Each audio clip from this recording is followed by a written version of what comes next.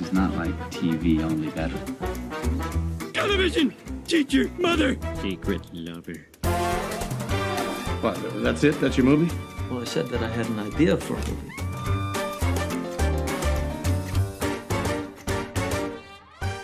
Hey there, folks. This is the Screen Watching Podcast. My name's Dan Barrett. I'm joined by Simon Foster. This week on the show, it begins and ends with just one word. Megalopolis! Folks, on the podcast this week, we're going to be talking about the new feature film from one of cinema's maestros, the director of Jack himself, Francis Ford Coppola. We're looking at his new film. It's called Megalopolis! And we're going to talk about some other stuff. Simon, how are you? Oh, look, Dan Barrett, you have been waiting all week to fade the echo dial up and down on that beautiful bit of production you just did there. Did you actually, was that done in post or was that all live into the mic? You know what? That was pure 100% Barrett right there. Wow, you are a natural. Yes, I'm very excited. We're talking about the Megalopolis, or something like that, which we're very excited. Well, we've got lots to talk about going forward. Can we try this? Hang on. I don't. Yeah, what? Simon, wait. Francis Ford Coppolapolis.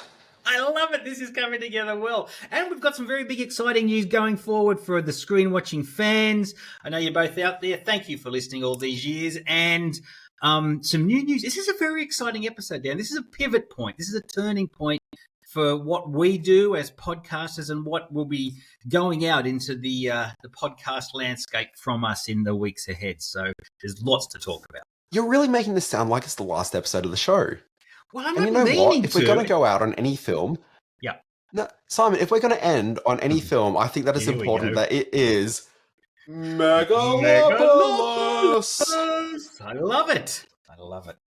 See, this is why they love us, the listeners. I'm going to stop doing that only because it's funny in the room, but I know that there's going to be someone listening to this on headphones who's going to be really just pissed off. So I'm going to stop doing that. But look, here's what we're doing on the podcast this week. We are talking about Megalopolis. If you don't know Megalopolis, okay, how does one even begin to describe this? Wow, so for many, many, many, many years, Francis Ford Coppola, the director of some of American cinema's greatest films, like I jokingly said Jack earlier, but clearly not.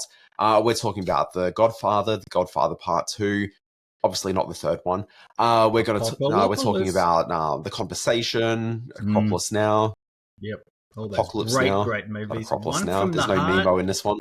No, there's a lot of stuff that he's done that people haven't seen, which I still think are fantastic films. Things like One from the Heart and that period he went, The Cotton Club, which is an awesome film, but which was a very expensive flop. He's been more famous for his underperforming films for the last couple of decades than anything significant, but he's still the Godfather guy. Look, I'd suggest that he hasn't been famous for his underperforming films from the last 20-odd years. I think that by and large, he had an excellent run of movies for a good sort of decade and a half. And then after that, he kind of coasted. And then what's the opposite of coasting when it's not in a good way? But he's been doing that. Yeah. So he's definitely earned the right for when he has a passion project that he wants to fund himself to the tune of over $100 million. He sold off the winery. Okay, or at least a stake in the winery. I'm not sure exactly what the financial wheelings and dealings were there. But anyway, he's funded this movie himself. Apparently, it is absolutely bonkers. I don't know what to make of this movie. Look, right now, I'm just going to bring up... I'm stealing a bit that I saw from somebody on one of the social medias earlier today. But they were looking at the letterboxd for the people that have gone and seen Megalopolis already. So, let me just bring it up. Let's go to the internet for some considered opinion.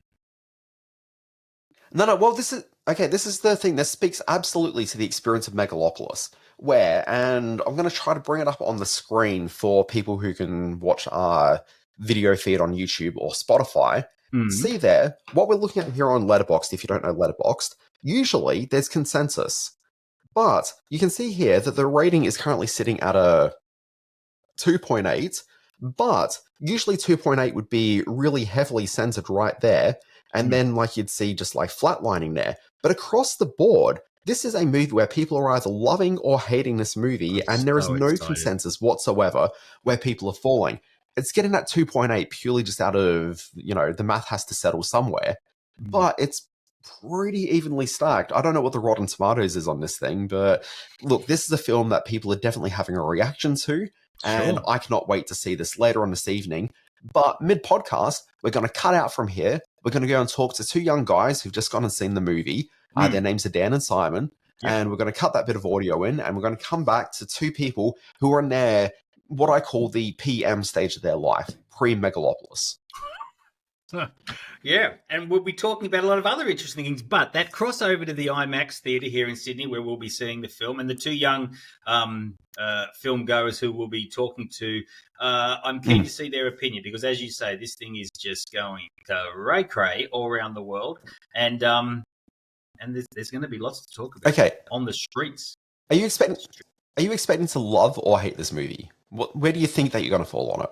Well, you know what? I'm expecting to love it in the way, and we go back right to the early days of the podcast where we spoke of my love of the great Folly. And by all accounts, Megalopolis is... Sorry, we go back to the early days of the podcast. You say this every second week. I love the Folly. I love the Waterworld. I love the 1941. I love the big grand flourishes from crazy directors in their prime. Now, I'm not suggesting Francis is in his prime. He's probably that may be past, but this is a film he's been trying to make for 50 odd years. He's put all his money into it. It's a purely personal vision on a grand scale, and that is either going to be batshit crazy or brilliant or a little bit of both. And I'm kind of hoping that this is one of the most fun and engaging and interesting and crazy trips to the movies we're going to have this year. Yeah, I'm expecting it to be completely bonkers and crazy and for me to love it, but also think it's terrible all at the same time. But let's see if my emotional track sticks with that when I actually see the movie, because I really have no idea what I'm up for. But look, we're not just going to talk about Megalopolis on this week's podcast. We've got a couple of other things we're just dropping in because, look, I mean, in the spirit of, in the light of Megalopolis, like nothing's really quite going to compare. But we are going to take a look at Wolves, which is a new Apple TV movie, which is playing on your TVs, starring cinema's greatest stars, George Clooney from ER and Brad Pitt from, I guess, actual movies. Also, I'm going to take a look at the new TV series spin-off from a big movie franchise. It's called Paris Has Fallen. If you remember the great film starring one Gerard Butler, you'll find this is the latest installment. Yeah, that guy. And then also we're going to do our weekly quizzes. We've got the birthday quiz. We've got the, what's it called? This Week in History. Mm-hmm. And then for the intermission time, we're doing something a little bit special, which is we're explaining why we're ending this podcast. Oh, wait, no, we're not ending the podcast. Stop saying that. No, there is going to be a change to this podcast. But I guess the thing that we haven't quite revealed yet is we are recording a brand new podcast. In addition to this podcast, 2 podcasts. Two People of them are calling out for more Dan and Simon. You see it in the streets. You see it written in chalk on the sidewalks. People want more of what we offer their earlobes, their ears, their auditory canals. So do we keep selling the sizzle or do we just drop the steak here? What do we do, Dan? Guide me, brother. Look, let's hold on there. But look, here's the thing. I'm just going to drop a little bit of a sizzle here. Is the new podcast going to be called Screen Watching 2 TOO? This is the question mark. I'm going to leave that with people. But look, we're going to talk about what our new little project is in just a short while. But until then, Simon, let's do the opening, the little critics thing. We'll play that and we're going to come back in a moment. It stinks. There's only 2 people qualified to talk about Megalopolis that I'm aware of, Simon, and that's 2 people that have seen Megalopolis! Hello, Screen Watchers. We're here at IMAX Sydney where Dan Barrett, this is what he looks like in real life, and me, Simon Foster, have just seen the new Francis Ford Coppola film, Megalopolis. Sorry, are we supposed to do this properly? Yeah. Megalopolis! Like Oprah. Okay, so let's open up with a few comments on it. It is as nutty as you probably heard. Are we going to try and recapture the plot in a brief synopsis form? Look, if I was to describe this movie, remember there's an episode of The Simpsons, it's My Brother, Can You Spare Me 2 Dimes? Mm-hmm. This is the one where... Don't let the now destroy the forever.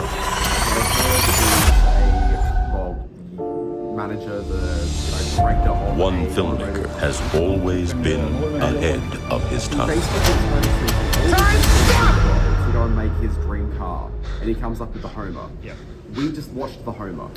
Yeah, you make a good point. It is very much a Go. one-person vision. Now, from visionary writer and it's very director obvious to me Francis that this is a Ford film that he Coppola has been wanting to make comes for a an while. event Sorry, nothing can prepare you The for. one thing that was Imagine obvious to me, today's because society there are parts of the as a film that branch of look like civilization. it was taken in the 80s, and there were parts of it which look like it About had to a bit reach of a dead 90s end. bent to it. And then there's this state of Is this way we're living the only one that's available to us?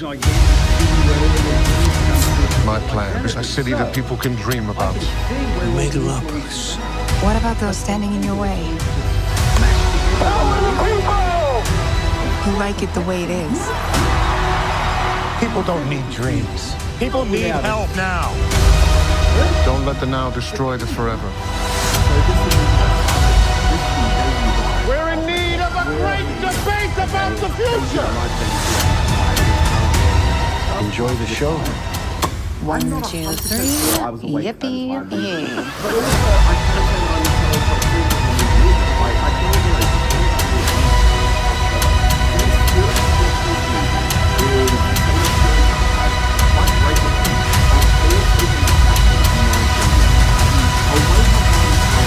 There's still so much to accomplish, but is there time?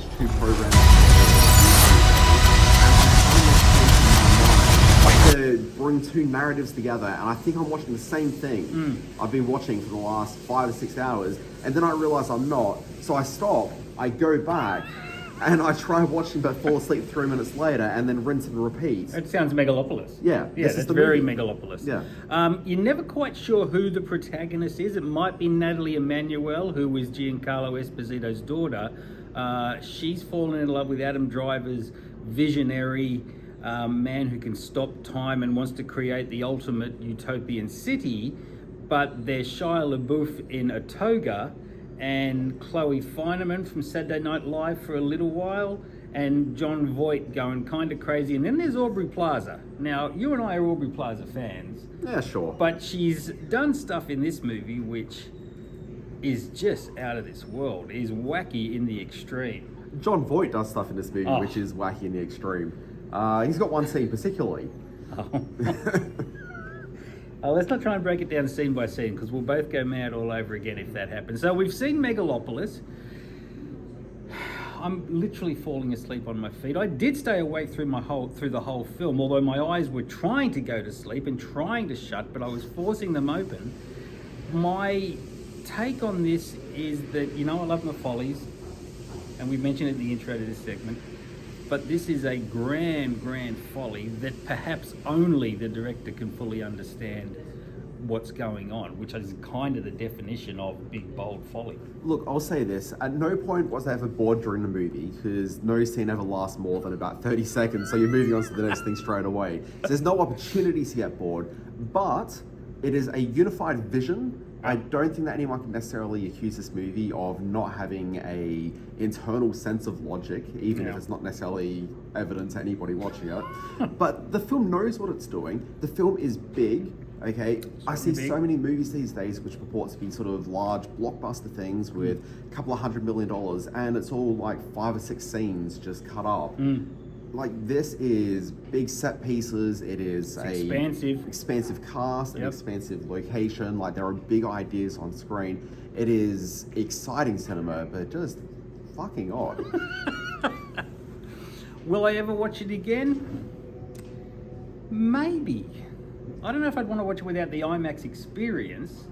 Look, I'll also say this. There's a lot of talk about one thing that's supposed to take place during the movie, which is a live theatrical component. Yeah. We did not get that in the session we saw, which I thought of all the screenings we were going to get, we would get it. I kind of wish I'd gone to the Randwick Ritz last night, because I know that they had it Oh, there. really? Yeah, I thought the IMAX, the biggest screen in Brisbane, in Sydney. Yeah. I forgot where I was. I was in Megalopolis for a Very moment. late, yeah. Yeah, like, I thought this would be definitely locked in, that they would What's the 100% live have it. theatre experience? What did they do? So there is you don't know about this? No, I haven't heard about This this. is the big gimmick of the movie. There's a moment where Adam Driver addresses the audience, and there's a person who will stand at a microphone and speak back to Adam Driver Oh, in wow. the thing. But it's a pre-recorded line, and look, I've got the line written down somewhere. Right, yeah. But, yeah, wherever. Okay, so that happened. It's supposedly part of a press conference, but I don't think it was part of a press conference. Okay. In my mind, but yeah. So there's definitely that moment. Okay, but yeah, we didn't get that here. So this is all I was part- definitely disappointed by not getting that, This because that's is all the part of- batshit crazy thing I was really looking for. This is all part of Coppola's experimenting with the form that is cinema. He's been talking about doing this for the last dozen or so years. There's been a documentary on his live cinema experience, so that's kind of what you're referring to. He is certainly a man who wants to toy and play and shuffle around the cards with what cinema's been since 110 odd years ago. He's certainly embraced elements of that in what he does with Megalopolis, but there's also some very traditional filmmaking in there, but there's also some really sort of out there versions of what contemporary cinema is through the eyes of a classic Hollywood filmmaker, and that is where sometimes this just grinds its gears and twists and turns almost against itself in trying to tell its story. I'm so glad I saw it, but wow, that it ever got to this stage. It's truly an independent film in that it's an independent vision from a you know, an icon of cinema. So. I think from when I see a lot of 70s like uncommercial cinema where there's sort of artistic sort of intent and aspirations to really do something unique with the form, I kind of feel as though Coppola had this vision in the 70s, and if cinema had been allowed to continue to release these big, well, not really Hollywood movies, but Hollywood adjacent films where artistic expression really was about the forefront of things before, you know, Lucas and Spielberg ruined it with entertainment. Everything. Yeah, when they brought entertainment to cinema, like that's kind of what was all ruined. But if the idea of like cinema as art was allowed to keep on propagating the way that it had, I think we would have reached Megalopolis. It's just that while Francis continued on, the world just moved in an entirely different direction. There we go. Speaking of moving in different directions, you're about to hear about what we've got planned for screen watching in the years ahead in our intermission segment. Dan, thank you for staying up late to watch this movie. This is well past my bedtime. I'm not awake right now. Let's cross back to the studio. All right, Simon, that's the important reviews of the week taken care of. Boy, did they sound like they saw a movie. Wow, very profound observations there from those two. That's going to light up the internet, that's for sure. That's a proud addition to our what will be the final edition of Screen Watching in its current form. Let's just say that, but we've still got lots to get through. Yeah, that's too much sizzle, Simon. Look, I mean, I will say they looked like they were almost coherent for two people walking out of a movie at probably like 12:30 at night. I can't wait to see what that looks like. All right, hey, but what even is the runtime? What is the runtime on Megalopolis? Do you have it there by any chance? Yes, I think it is just under 4 days it goes for. So that's going to be a good watch. Okay, look, that's a joke. People need to know this. What actually is that? I think it's about 140 minutes or there or take. The ticket my ticket says we get out at 12:10. So that's tolerable. We'll see. Okay, that's after a 9:30 start. Yeah, I haven't been up that late since my house was on fire. I literally had to wake up. Okay, was your house really ever on fire?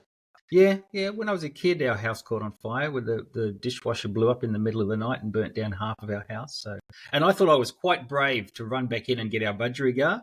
And I went up to the fireman and said, "Hey, I just saved our budgerigar." And the fireman yelled at me saying, "You're a stupid person for going back into a burning house." And so I've hated firemen ever since. Stupid. Yeah. I was about to tell you a very similar story, but then I remembered I was actually just confusing it with an episode of Hogan Family from back in the day. But anyway, Simon, let's move on with the reviews. First of all, let's take a look at the new Apple TV Plus movie. It's called Wolves. Do you want to tell us what is Wolves about? Okay, so with Wolves, you get two of Hollywood's biggest stars doing what big stars do, bringing their charm to a fairly underwhelming story, I've got to say, about two cleaners, I guess is the best term for them, people who are called in under the cloak of secrecy to clean up, in this case, the death of a young man. A character gets what we think is killed in an apartment in a hotel. The character of George Clooney is called in via a secret telephone number. He turns up, but also the hotel chain has one Brad Pitt working for them as a cleaner to make sure their investment isn't sullied by things like dead people lying around their expensive penthouse apartments. So they suddenly find themselves thrown together and having to work when a very large quantity of drugs is found in the building, and both parties are told they have to go and find who owns these drugs to clean up not only the dead body but all the hangers-on and situations that arise when dead bodies and drugs are found in apartment buildings. And so Clooney and Pitt get to riff on each other in a way that isn't quite as enjoyable as the Ocean's 11's films. They come at each other from professional standpoints, and they don't yield at all to each other in the way their chums in the Ocean's 11 films did, and that makes for kind of hard viewing at times. The big pluses with this film are the way it looks. It is one of the most beautiful films I've seen in a contemporary way, like on the snowy, rainy streets of a big American city. They've found new and interesting ways to film the neon lights and the car crashes and the bullet fire and the bullet hits and all those sort of things. Unfortunately, it's all in the service of a story that kind of never really gets out of second gear. It convolutes and twists and turns on itself, trying to convince you that it's a really clever, twisty contemporary crime thriller, but it isn't, and it just becomes both boring and confusing. And you realize what a thin premise it is when it falls back on these stars to really turn on the charm in a Butch Cassidy and Sundance kind of way, which is clearly what they're going for here. And at best, it's good to watch these big stars do their thing. Unfortunately, you've also got Amy Ryan in there, who's completely wasted in the part of sort of the shrieking girlfriend, and a few other sort of notable names. Richard Kind turns up towards the end, but isn't given enough to do. I wanted to like this more. I'm not at all surprised that Apple have said no to a cinema release for this, because it's going to get mixed reviews, and I don't think that Apple wants to give cinema owners the first week of the buzz about this film, the buzz about a new Clooney and Pitt film, and then have to deal with the mixed, lukewarm, mediocre buzz that it's going to get when it would have debuted on Apple. So I think they're just going to take that early buzz, take the Clooney Pitt buzz. Hopefully it'll bring audiences to the Apple streamer in its first week of release rather than into cinemas, and they won't have to deal with the puppy feedback they're going to get. So yeah, disappointing film. Yeah, look, so I saw this film a couple of days ago, and I have to say, there's only one thing I don't like about this movie. Love George Clooney, a huge fan of that guy. Love Brad Pitt. I think he's pretty fantastic. I think, obviously Clooney as a director is a pretty mixed bag, but broadly, I think that he tends to choose pretty interesting projects, and even the ones that don't necessarily quite work or feel a bit flat on a page, you kind of understand why he's done them. Brad Pitt's had a huge amount of success as a producer, and both of them are on board here as producers on the film, which is why that's worth mentioning. Amy Ryan, anytime she's on screen, fantastic. We saw her in the Apple TV Plus series Sugar a couple of months ago, so she's clearly keeping in the Apple TV family by making an appearance here. And you did mention we got a great cameo by Richard Kind right towards the end of the film, and nothing is made worse by Richard Kind being in it. Sure. The only thing I don't like about this movie is the movie itself. I think the movie itself stinks. It is really, really terrible. It's like a 1.5-star movie at best. George Clooney, I don't understand why he was interested in doing this. He's already done a film which is ostensibly the same thing, where he's playing a fixer, which is this amazing film called Michael Clayton. Really great film. If you haven't seen it, see that. It's smart, really clever cinema. This is really dumb cinema. In I started watching it. I got I think it's about 10, 15 minutes in when they've got this reveal as to, you've got these two cleaners that have come in to take care of a situation. Everything seems to be going in one direction. And then there's a discovery made which ruins their entire evening and will upset the course of their lives, which is there's the discovery of a camera in this hotel room.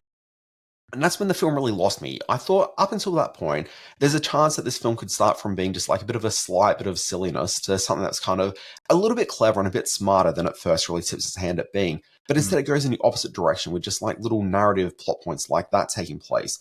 Why is there a camera in a high-end hotel room? Surely the second that somebody discovers that there's cameras in hotel rooms is the last time that hotel is getting anywhere near above a 2-star rating anywhere.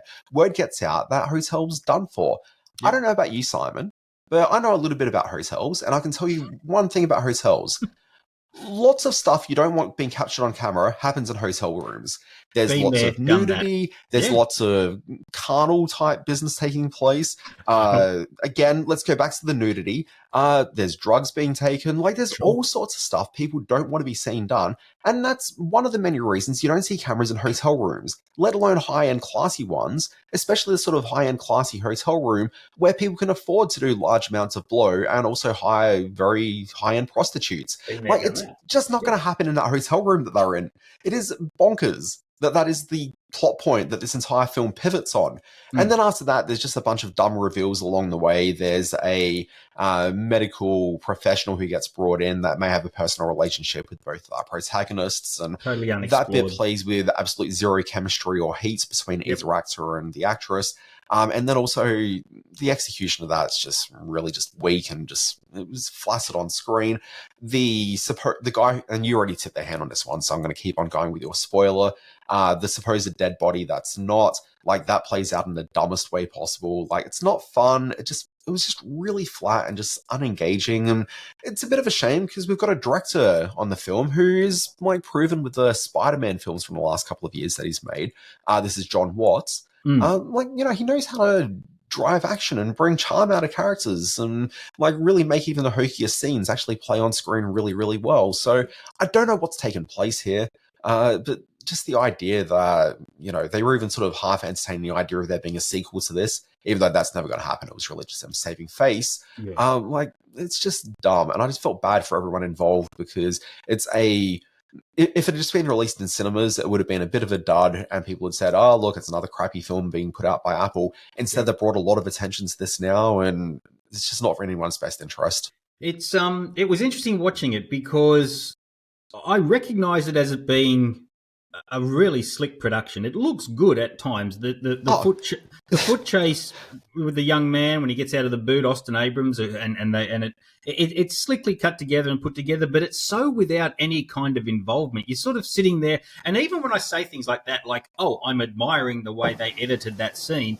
I instantly know I'm on the outside of the scene. Like, I'm not at all involved in what's going on or the action or the stakes that everyone's up against. And so, and the trailer was cut together so that it's kind of an Ocean's type of film, and it is not that at all. And I'm sitting there in our sort of preferred viewing positions on the couch, my wife and I, and we're about 40 minutes into this film, and there hasn't been a peep in the room. Neither of us have laughed or giggled or had any kind of reaction to the film other than staring at the pictures.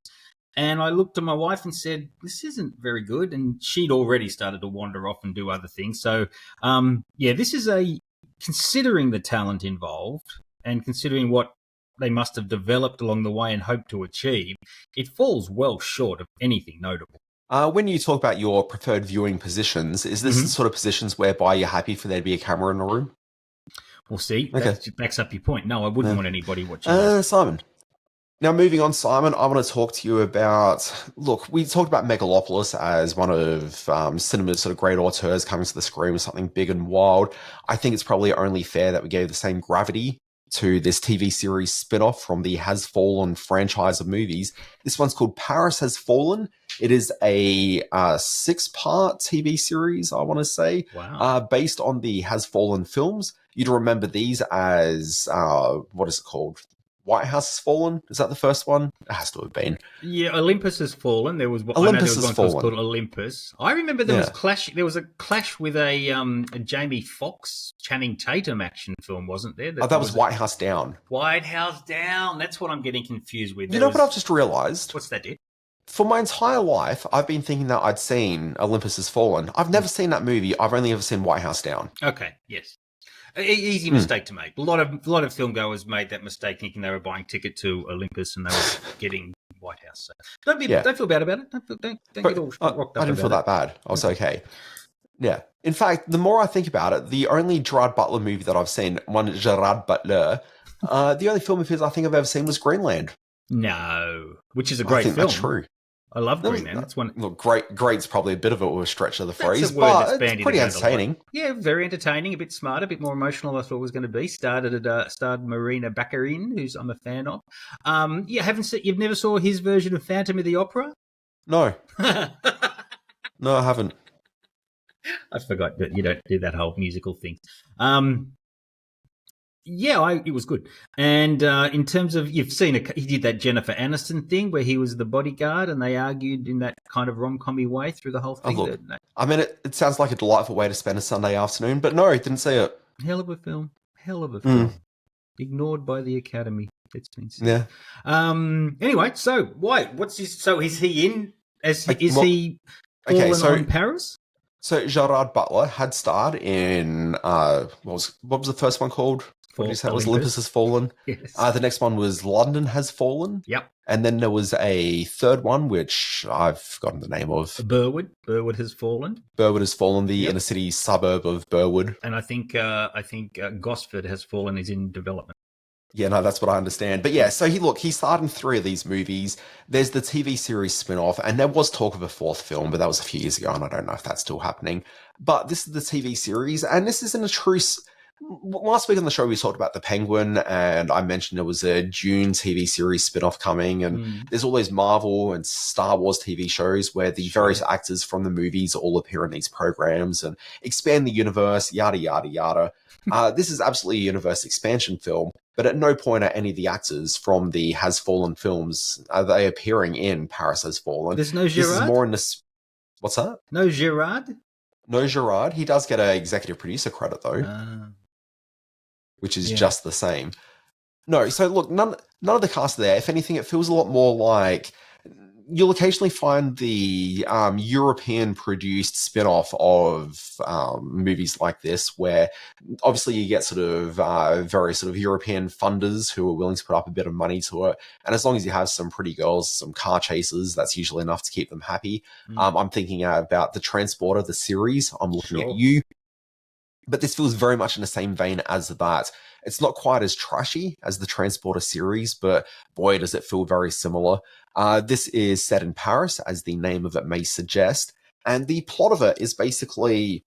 look, I mean, there's obviously lots of guns and explosions and that sort of thing. So, look, that's pretty much all you really need to know about plot. But if you want something a little bit deeper, there's a guy who was a... what do they call it? The Foreign Legion. So he's a Foreign Legion captain. He went to Afghanistan, got caught there, was held by the Taliban for about 6 years. No one came to rescue him. They all thought that he was dead and didn't really bother to check. So obviously he's pissed. And as the TV series opens, he has raided the London embassy in Paris and created a little bit of a kerfuffle. And by that, I mean him and his cronies have murdered a whole bunch of people with the idea of keeping the foreign minister hostage as part of a situation there as revenge. We've got that happening. Okay. But what the guy played by Sean Harris, who you may have seen in some stuff over the years, what that terrorist doesn't realize is that there is a, I think he's referred to as a protection officer. I wrote a note about that. Yeah, he's a protection officer. So basically, police officer who's there charged with looking after the foreign affairs minister. Makes sense. He's there. He's pretty good with a gun. Within about 20 minutes, he dispatches most of the bad guys in a way, as well as there's a MI6 agent who's there undercover as a HR officer working in the embassy. Practice. And so, yeah, she ends up taking care of a few people as well. The protection officer, he knows that she's not a HR person, but she doesn't really quite fess up. Obviously, by the end of the episode, he realizes that she's really MI6, and there's a few other dead bodies along the way, and they've realized there's a much greater conspiracy at work here. Okay. So for the rest of the series, they're going to be exploring this. Look, I can't speak to the other Has Fallen movies, but to me, when I'm watching this show, it felt very much like a European-centric version of 24. If this show was just called 24 : the Paris Conspiracy or something like that, like it would track just as much. It's a pretty standard actioner on a TV level. And you know what? I'll say the action sequences are actually pretty good. The acting, it's fine. It's serviceable for this kind of thing. Anyone sitting down pressing play on this will have exactly the time they expect from it. This speaks to the question I was about to utter, and that is much of what is ridiculous about the Gerard Butler films, and I use the word ridiculous with all due respect, much of what is covered up by things going bang and lots of loud noises and very big screen sound and special effects and stunt work, without the benefit of the big screen sound and special effects and stunt work. Might I suggest this has to be a little bit smarter than some of the Gerard Butler films, because they really did lean into exactly how preposterous they are and asked you to go with it. But that's kind of tough. We're getting into sort of 18 territory if you try to do that in television. Look, I understand what you're saying, but I kind of feel that the very fact you're asking this question betrays your, I guess, biases and snobbishness a little bit, okay?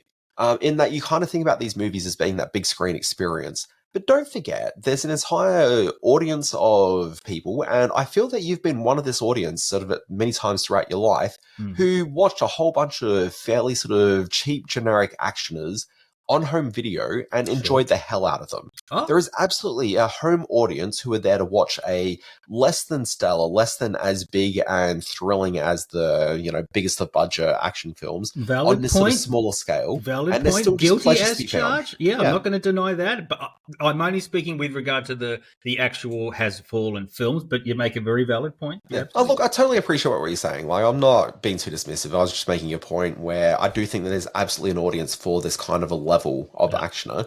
Okay.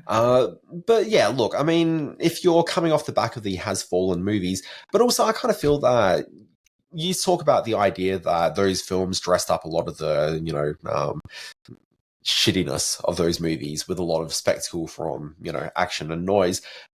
But also, when you're watching it at home, like, a lot of that stuff tends to disappear into the background anyway. Like, some people are watching on pretty good sound systems or pretty big screens at home, but for years we've watched these movies on some pretty small, pretty terrible TV screens and never really had a problem with them. And they never really play as well on a small screen as they do at the cinema. But at the same time, they just play in a different way. And I think this falls into that category.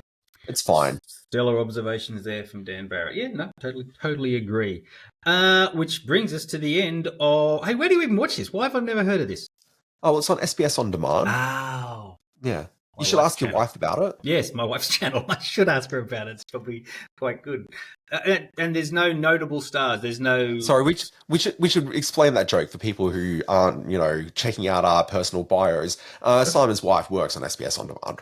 She's the head of curation at SBS On Demand. Yep. So, yes, I probably should have heard about this. It's probably dinner table conversation that I zoned out of at some point.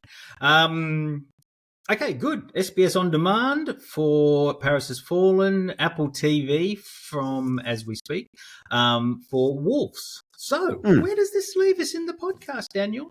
This leaves us, Simon. Let's do the intermission. That happens midway through a podcast, right? Good evening, ladies and gentlemen. It's intermission time.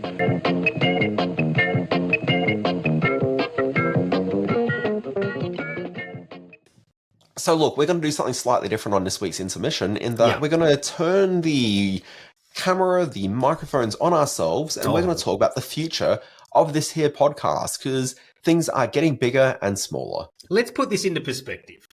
We have been doing this for close on 200 episodes, and thank you to everyone who's shown the support. I joke about there being only a couple of listeners, but actually we have quite a few listeners, and we're very grateful for them. But we figured that we're maybe sort of plateauing a bit with that listenership, and maybe it's time for a bit of a stop, pause, rewind, and create something new, something interesting, something still screen watching related, but dressed up in a new Emperor's new clothes, as it were. So, over to you, Daniel. Yeah, well, before we get to that, can I just bring people's attention to, and I sent you a text about this yesterday, Simon, but you never replied, and frankly, I'm hurt. But I sent a text message to Simon yesterday saying, hey, there's a really interesting interview on the Craig Ferguson podcast where he's talking to former New York Times film critic A.O. Scott. Yes. So he's talking to Tony Scott about why he ended up deciding to leave film criticism to just move into book criticism, which is what he's focused on now at the New York Times. And A.O. Scott has been a film critic at the New York Times since, the early to mid 2000s? Prior to that, with a whole lot of publications. He's one of the most respected. Yeah. But as part of the New York Times, but he made a very active decision to step away from it to focus on becoming a book critic. And he started talking about how, for him, and I think he was being sort of a bit diplomatic about it, but he was just saying that for him, he just has seen so many movies that, he'd get along to something, which is actually a pretty good example of the genre of film, but he still kind of felt that he'd seen it all before. And there's certainly a disconnect that he felt between the experience of your average film goer who doesn't see films anywhere near as much, in the volume that he does. Yep. Okay, and are they getting a good experience from that? And what's he saying about it? And what people are after from a review versus what he's putting into the review? And there was just a whole bunch of challenges as being a modern day film critic with that audience in mind that I don't think he was finding it as satisfying as he may have in years gone by. Totally get that. Get that. And so that resonated with me, and that's why I sent it to you, Simon, and definitely hurt that you never replied back about it. In that everything he was saying on it kind of resonated with me. And I think with this podcast, I think I started doing the podcast with you at a point where I was becoming fairly disillusioned with the idea of criticism anyway in this kind of a form. I think that there's a very good space for people to offer their opinions and to go a bit deeper onto it, but something where we're spending close to an hour every week going into the minutiae of various movies and TV shows and just really knocking them about. I don't know the audience is necessarily there for that anymore. And at a certain point, it becomes really just about entertaining each other, which, I'm perfectly okay with as well. That's fine. I'm doing that as well. That's part of why I do it. But all your other points are completely valid. I am in the same sort of boat as someone who's been reviewing now for 35, nearly 40 years. And films are now at a point where you're right. It is tough to, and I've made this point previously, and it's kind of why I walked away from my ABC gig and why I walked away from my 2UE gig. I'm put in a position where I've got to say something fresh and new about the same movie over and over again. They don't ask restaurant critics to review a new slice of beetroot on a Big Mac, and that's kind of what my review gigs were getting like. It's the same sort of movies with a spit and a polish, and it just wasn't fun anymore. So I'm thrilled to have this outlet where we can talk about different types of movies, and our excitement for Megalopolis is obvious because it's going to provide us with a shot in the arm.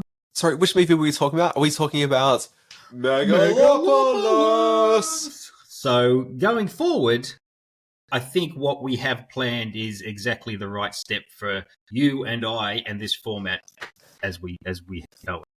Yeah. So look, I'm pretty keen to keep a podcast going where we have conversations about TVs and movies, but definitely not the length that we've been doing it at, and probably more as a bit of a signpost to, hey, look, there's a few interesting things to check out this week, and it becomes a bit more sort of consumer friendly than analysis. I think that's true. Okay. Now, having said that, we do have some bad news. It looks like in the new version of Screen Watching, whatever that may take, we will be losing This Week in History and the birthday quiz. Now, I want you to direct all your correspondence to Dan Barrett. This was his decision, not mine. This was a line in the sand moment for me, and I have compromised my creative vision to make sure Screen Watching moves forward. But today will be the last time This Week in History and the birthday quiz is heard under the Screen Watching banner. Sorry, kids. I know you love it. Yeah. I know the forums are out there going crazy right now, but we have made the decision. No, exactly. So if you're a huge fan of under-researched and poorly prepared quizzes each week, then, certainly. Yeah. So look, Yeah, so look, screen watching, it's not going away. We'll be back next week with another episode. It'll just be quite a bit shorter. We're probably aiming for between like maybe 10 to 20 minutes, and that will just vary depending on what's around any given week. But it's really going to be signposting saying, hey, look, here's a couple of interesting films. Here's a few things that we thought about them. You definitely want to check these out. And some weeks there's just nothing really to talk about. And on those weeks, we've definitely struggled to, try to find some interesting stuff to talk about because every week, it's not necessarily weighted equally, particularly at the moment where movie calendars is suddenly fewer films being released sort of en masse. And then also TV-wise, there's a bit of a pullback happening there as well, where the absolute glut of TV we've seen over the last like 10 odd years, like that's starting to be pared back as well. So we were finding a few dud weeks. And maybe that'll get amplified a little bit by the strikes that saw a whole lot less product over this last year. But, even before then, I think it was the writings on the wall. Yeah. And the other point to that is that it makes it hard to review everything that's on television when your 3-year-old daughter does all your viewing choices. Well, look, she does make a lot of choice, although it's really the fine people at the ABC that do a lot of that curation for us. Yeah. Look, for me, it is definitely a struggle trying to find enough sort of hours in the day to be able to watch the volume of TV that I used to be able to watch. Let's still squeeze in like a unhealthy amount though, Simon. So let's not dismiss things too much. Sure. Yeah. It just means I could be a bit more selective, which is, a bit of a problem when you're doing a week-to-week show where you can't be selective about the stuff you're talking about. But yeah, so we're going to scale this back. We're going to do 10 to 20 minutes most weeks, and we'll see sort of how that plays out.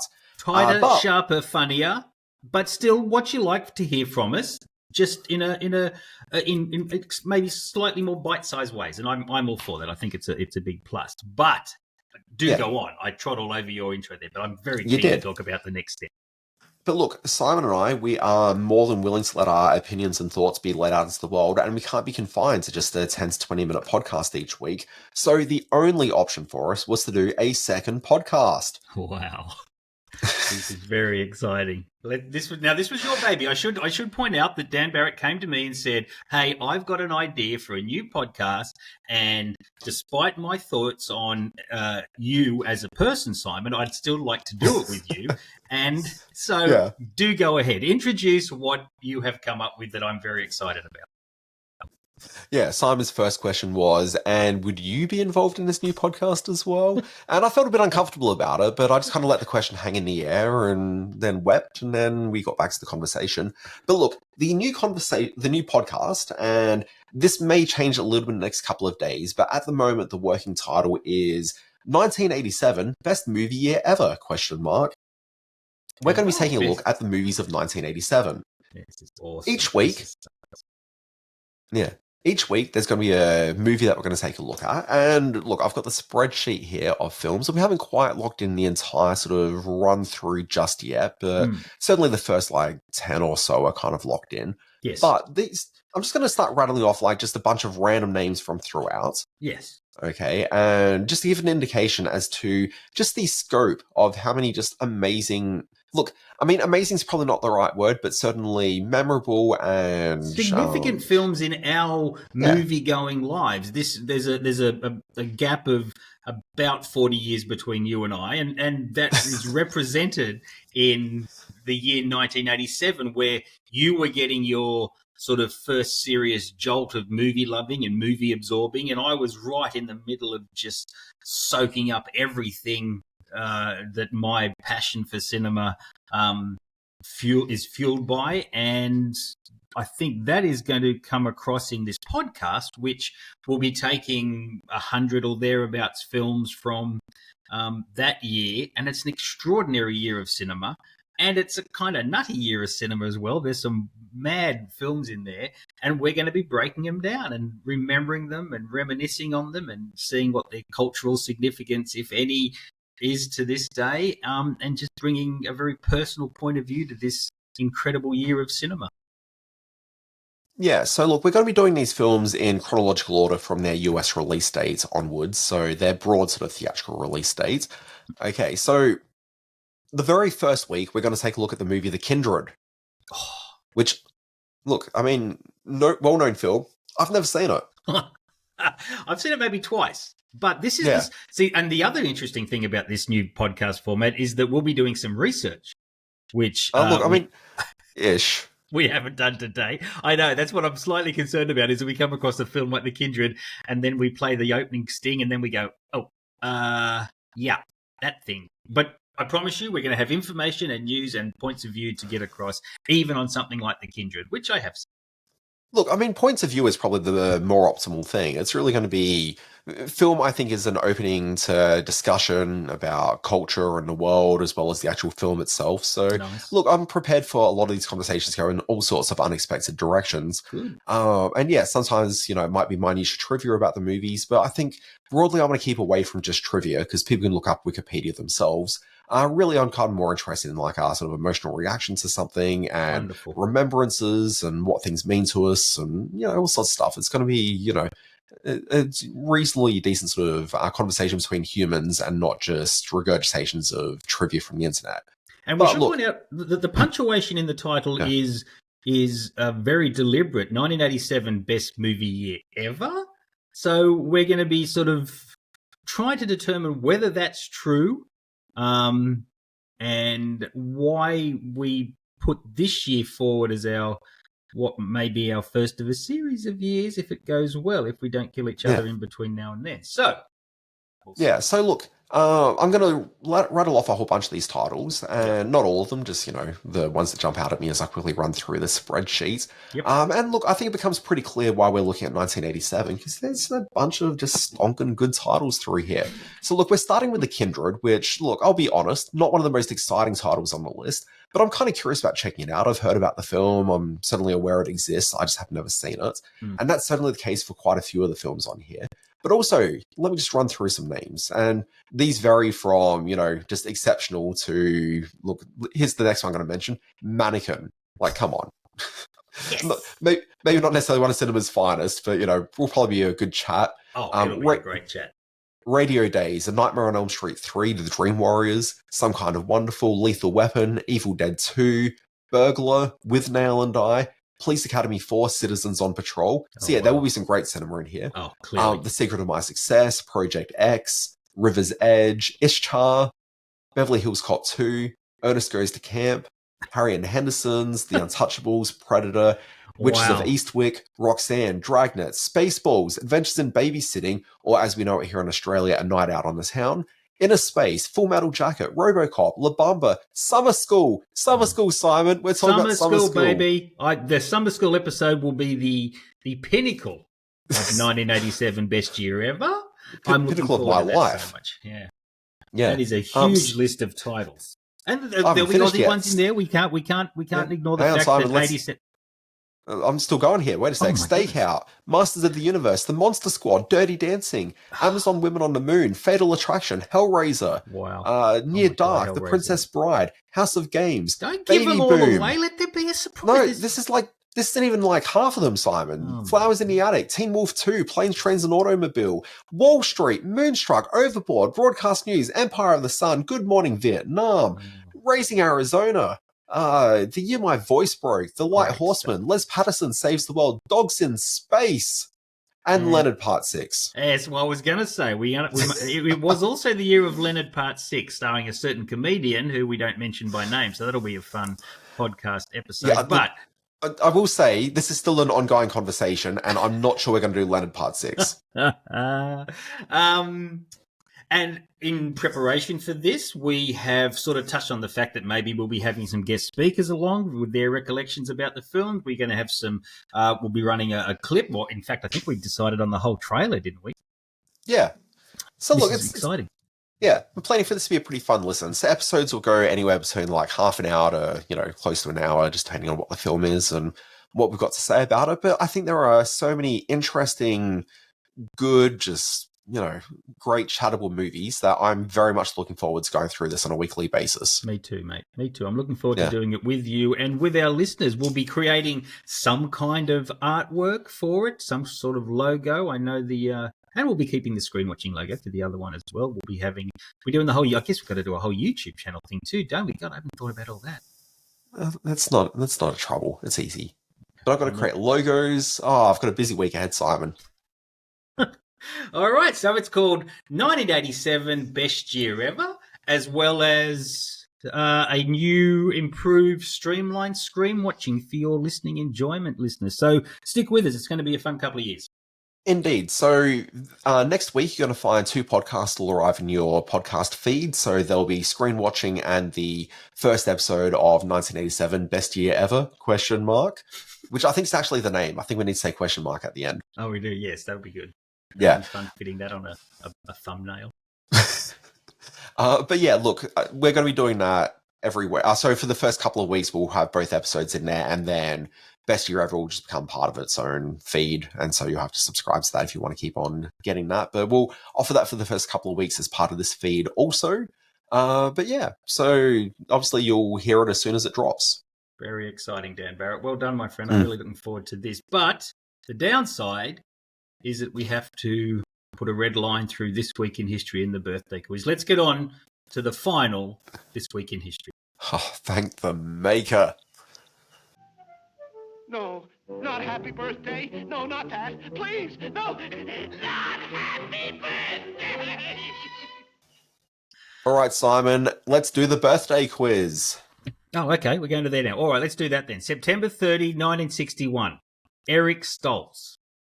October 3, 1995. Io Edebiri. October 4, 1989, Dakota Johnson. And October 4, 1946, one Susan Sarandon. Now, bearing in mind that I whipped this quiz up with only a moment's notice before we pre-recorded this segment, so be gentle. What do all these birthday buddies have in common? I will give you a clue. The clue word is carnivore. Carnivore? Yes. Maybe I should have the clue word all along. Maybe I could break away the birthday quiz and just have like a birthday quiz podcast. I mean, you can. Bring all my fans with me. Yeah, sure. I'm sure it'll be really good.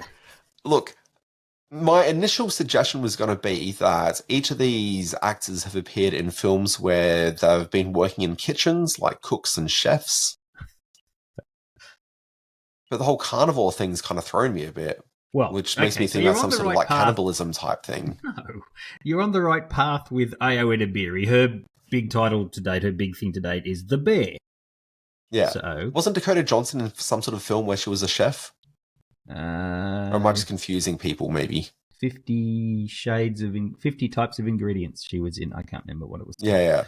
50 herbs and spices. So, carnivores, The Bear, so maybe the other actors have all been in films which feature alpha predators in the title. Eric Stoltz, bear with me, was in Anaconda. Sure was. Dakota Johnson was in The Peanut Butter Falcon. Okay. And Susan Sarandon starred opposite Jake, the guy, what's his name, from The New Girl? Jake Johnson. Jake Johnson in a film called Ride the Eagle. They've all starred in films with alpha predators in the title, and that is exactly why we're getting rid of the birthday quiz. Bye-bye, birthday quiz. Bye-bye. The thing is, I will say that is actually probably one of the better birthday quizzes you've done so far. I've gone out in a blaze of glory. Also, sorry, was the eagle the alpha predator there, or Jake Johnson? No, the eagle. Oh, okay. Geez, starting rumours about Jake Johnson. That'll get back. All right. So, This Week in History.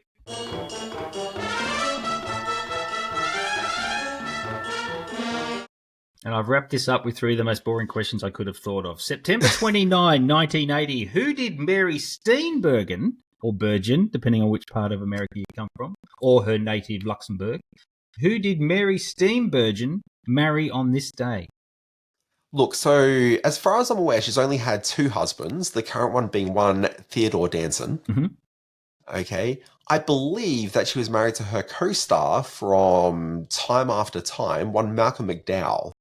Well, that totally threw me because I forgot entirely she was married to Malcolm McDowell. As much as I love Time After Time, the great time travel Sherlock Holmes story. But yeah, you're absolutely right. She was married to Malcolm McDowell, which didn't quite work out. So she is now married to the guy from Cheers.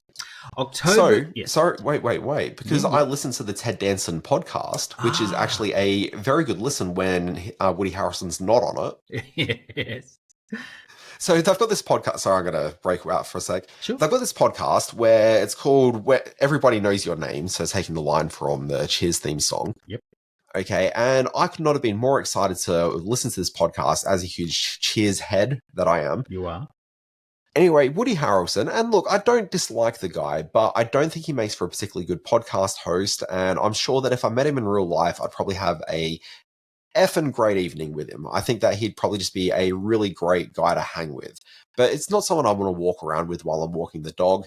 And it's just such a chore. But because he's the kind of free spirit that he is, he regularly isn't really available to do the podcast. So 9 weeks out of 10, it's just Ted Danson talking to people. And when it's just Ted Danson, they're always just really interesting, insightful, good celebrity interviews. Good. Very strong recommendation. Listen to the one where he's interviewing former 3 Men and a Baby co-star Tom Selleck, a film which does feature on our new podcast, 1987 Greatest Movie Year Ever. Good year for movies.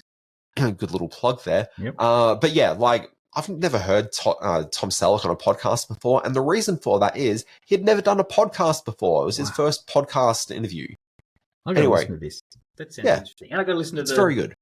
And I've got to listen to... Well, you never really... why is A.O. Scott writing about the Craig Ferguson podcast? What's the deal there? Is it an interview, or why do I have to read what you sent me? It's a full hour, and it's a podcast that came out, and you can listen to an interview. Oh, okay. Yeah. I gave you all the information you need, Simon. The other thing, getting back to why I was talking about the Ted Danson podcast. Right. He was talking to somebody, I can't remember who it was, maybe it was even Tom Selleck, just about his relationship with his kids. And he's got some kids that are from his marriage with Mary Steenburgen. Mm-hmm. But then also, they just got...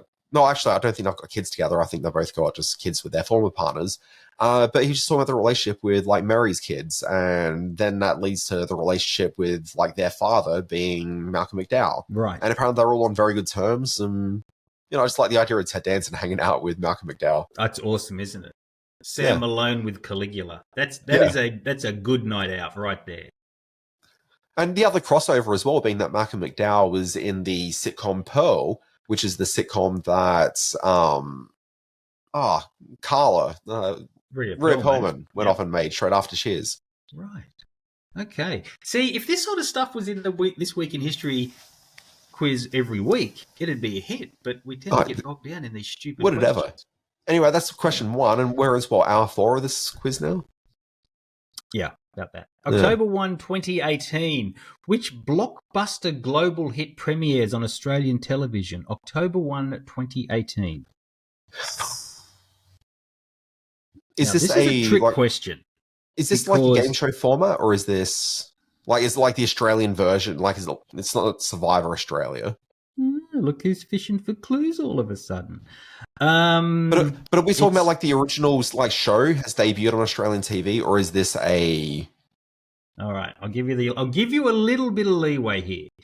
It debuts on Australian television as an Australian production. It's an Australian show that then became a blockbuster global hit.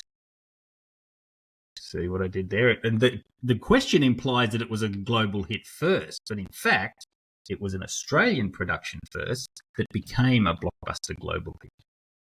In 2018. 2018. I'm not too sure, because Australian Survivor was a year before then, but that was a pre-existing format that was just made in Australia that then went on to be fairly successful elsewhere as well. Critically successful. It's not like it really plays that much outside of Australia. 2018. I'm not sure. What was it? A little cartoon called Bluey, my friend. A little cartoon called Bluey. There we go. Okay. And October 5, 1970, what became a US television network? The last question ever in This Week in History for the Screen Watching broadcast. I feel a lot of pressure to get this right now. I know. 1970.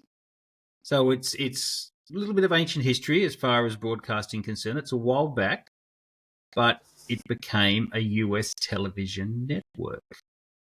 And the statement about becoming a US TV network makes it seem like maybe it was a station that became, like, got networked.